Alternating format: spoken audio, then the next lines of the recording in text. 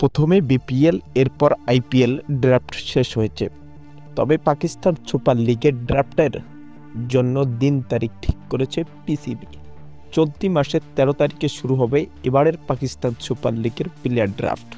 8 ফেব্রুয়ারি 2025 থেকে 24 মার্চ পর্যন্ত চলবে ফ্র্যাঞ্চাইজিটি।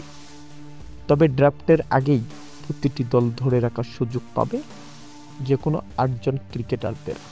আইপিএলের জন্য বাংলাদেশি ক্রিকেটার নাম লিখিয়েছে, তবে মেলেনি কোনো দল। কিন্তু প্রত্যাশামতোই পাকিস্তান সুপার লিগের জন্য বাংলাদেশি 14 ক্রিকেটার নাম লিখিয়েছে।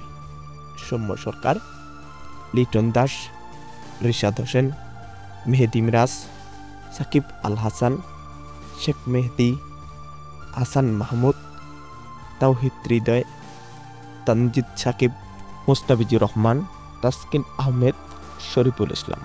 এদের মধ্যেই সর্বোচ্চ ভিত্তিমূল্য বাংলাদেশি 3 ক্রিকেটারদের, মেহেদি মিরাজ, সাকিব আল হাসান ও সৌম্য সরকারের। সর্বনিম্ন ভিত্তিমূল্য থাকছে বাকি 11 ক্রিকেটাররা।